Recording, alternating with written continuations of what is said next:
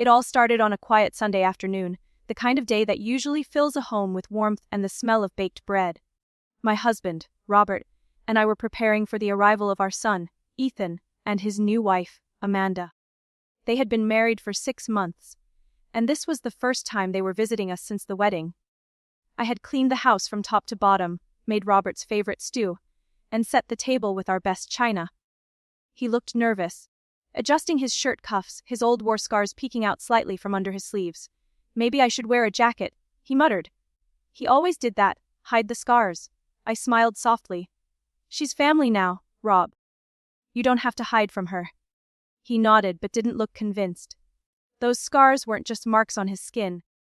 They were reminders of a day that changed our lives forever, when he risked everything to save people he didn't even know. The doorbell rang, and our quiet little house filled with laughter, perfume, and chatter. Amanda was beautiful, young, confident, and sharp-tongued. She was the kind of woman who always looked like she belonged somewhere more glamorous. Robert greeted her warmly, extending his hand. But her eyes immediately flickered to his arms. "Oh, I didn't know you had those," she said, her tone tight with discomfort. Robert quickly pulled down his sleeves and gave a polite smile. "Yeah, old story." She gave a little laugh, but there was an edge to it. "Looks painful. You should have gotten them treated or something." I froze, unsure how to respond. Ethan quickly changed the subject, but I could see the flicker of pain in Robert's eyes. He excused himself a moment later and went out to the porch. When I followed, he was sitting silently, looking at his hands. "She's just young," I said softly. "Doesn't understand." He smiled faintly. "I hope so." Dinner that night was filled with forced smiles.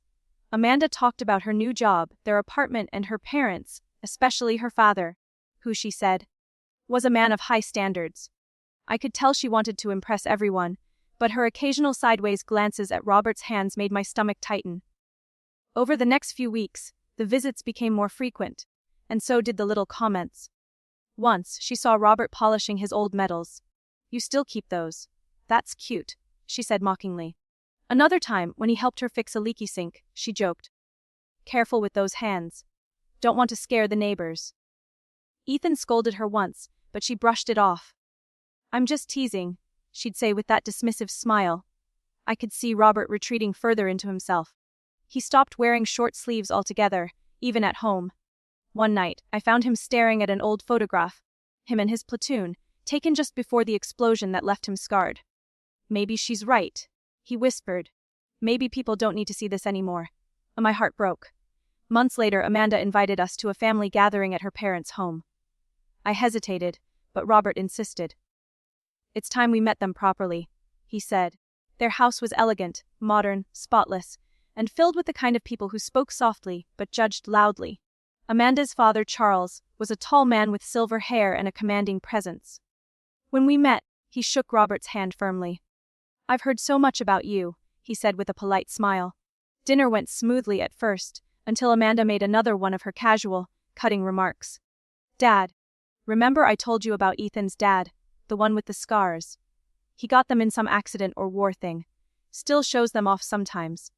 Her tone was light, but her words sliced through the air like glass. I saw Ethan's jaw tighten. I wanted to disappear. But Charles froze, his fork stopped midair. His face went pale. "Wet," he said slowly. "Did you say war?" Amanda blinked. "Yeah. I think it was Afghanistan or something." "Why?" Charles turned to Robert, his eyes wide. "What unit were you with?" Robert looked surprised but answered, 101st Battalion. Kabul, 2008. The room fell silent. Charles stood up abruptly, his voice trembling. "My God," he whispered. You're Robert Hensley." Robert looked confused. "Yes, I am. Do I know you?" Tears welled in Charles's eyes as he slowly sat back down. "You don't know me, but I know you. I was there. That day. The convoy explosion. You pulled me out of the wreckage before it went up. You saved my life." The room went dead silent. Amanda's face turned ashen. She looked from her father to Robert, disbelief written all over her. Charles continued, his voice breaking. "I've spent years wanting to thank the man who saved me. I never thought I'd find him like this, married to my daughter's husband's mother." Robert looked stunned, his eyes misting. "You were the officer trapped under the jeep." Charles nodded. "You went back for me when everyone said it was hopeless. I owe you everything." For the first time, Amanda had no words. She looked at her father, who was crying openly, holding Robert's scarred hands with reverence. These scars, Charles said firmly, turning to his daughter, are not something to hide. They are marks of courage, of sacrifice. Amanda's eyes filled with tears. I didn't know. Robert smiled softly. You weren't supposed to. It's not something I talk about. Charles stood and raised his glass. To the man who taught me what real bravery looks like, and to the scars that tell stories of honor. Everyone lifted their glasses, except Amanda, who wiped her eyes and quietly whispered, I'm so sorry. After that day, something shifted. Amanda changed, not overnight but gradually. She started visiting more often, helping Robert in the garden, listening to his stories. She asked him once, does it still hurt? He smiled. Only when I remember what it cost. She nodded. Then maybe it's time we remember what it gave, too. From then on, whenever people came over, Amanda would proudly introduce him. This is my father-in-law, Robert. He's a hero. And every time she said it, I saw a light return to my husband's eyes.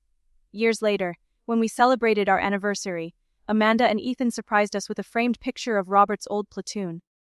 At the bottom, engraved in gold, were the words, Scars tell stories that words never can. Robert ran his fingers across the frame, tears silently streaming down his face. It's not about what we lost, he said quietly. It's about what we lived for. That night, surrounded by family and laughter, I realized that sometimes life teaches lessons in the most unexpected ways. And sometimes, the people who judge the loudest are the ones who need the lesson most. Because love, respect, and understanding, those are the true marks of beauty. Not flawless skin, not perfect lives, but hearts brave enough to heal,